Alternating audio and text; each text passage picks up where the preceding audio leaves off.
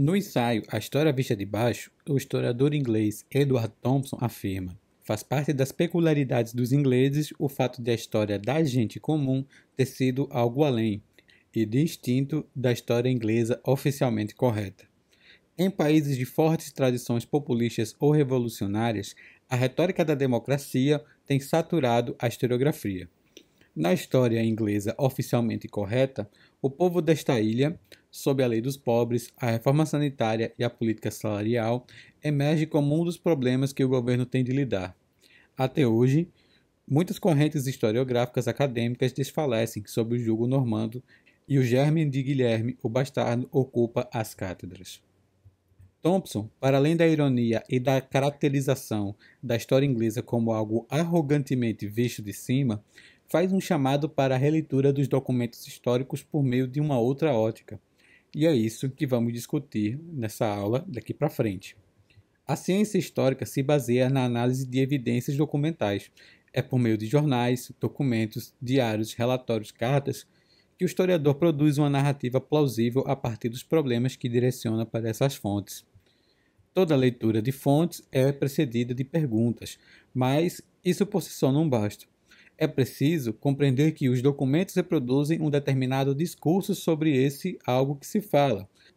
As fontes do Estado são reflexo da contagem oficial, de um relatório do governo sobre uma questão específica, por exemplo, como é o caso do censo. O que devemos observar quando analisamos esse tipo de documento?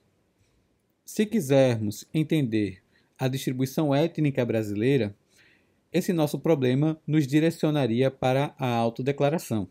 Os dados, contudo, não são auto-evidentes, não são evidentes em si.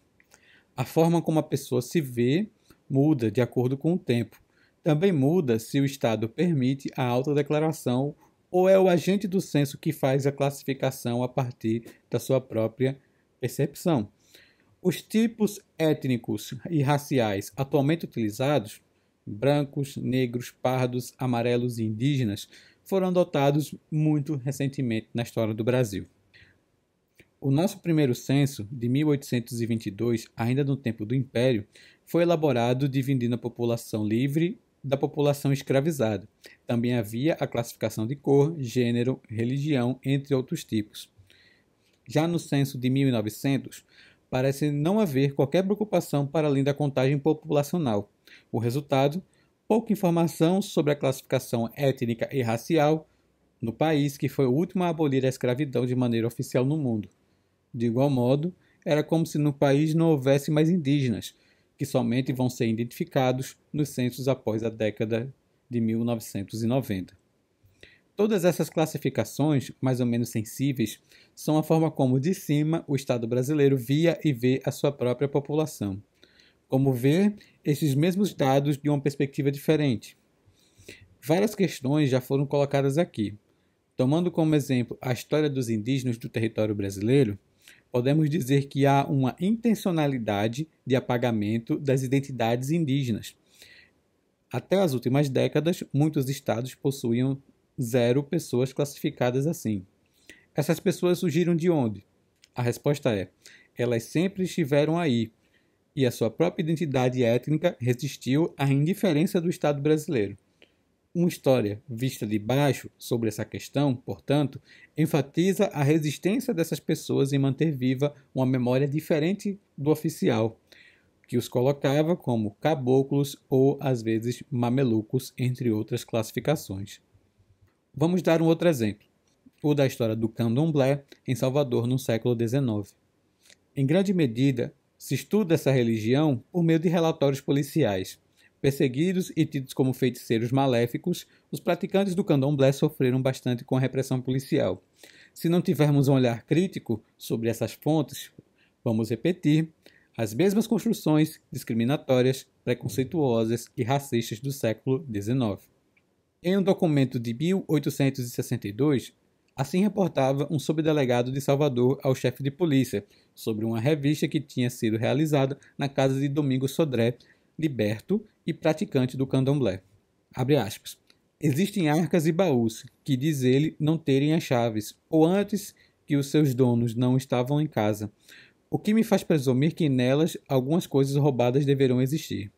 Estou certo que será preciso, em vista da grande quantidade que existe de objetos torpes, de seu tráfico supersticioso, que Vossa Senhoria me há de fornecer pessoas para os conduzir ou autorizar a queima dos mesmos, sendo é verdade alguns de metal, entre estes chocalhos, espadas curtas à forma de cutelos e outras bugiarias que costumam empregar em suas orgias os africanos. O único discurso presente nesse documento é o da autoridade policial, sua visão sobre os instrumentos religiosos africanos, sua indumentária, seu racismo e desconhecimento. Que histórias poderíamos contar a partir dessa fonte? É possível escrever sobre o pensamento político e religioso das autoridades brasileiras, a repressão à população, em especial a de origem africana. Mas podemos também subverter essa fonte, pensando no porquê de ter caixas de outros indivíduos na casa de Domingos, de como isso, talvez, pudesse indicar uma noção de solidariedade e de coletividade da população negra em Salvador. Domingos poderia ser um líder religioso e, portanto, tinha a confiança de seus irmãos de religião. Podemos identificar os objetos de culto, mesmo a partir da precária descrição apresentada.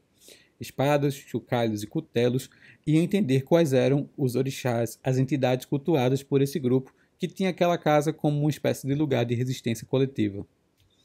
Ver a história de baixo, portanto, envolve adotar uma postura que desconfie dos discursos estabelecidos e oficiais.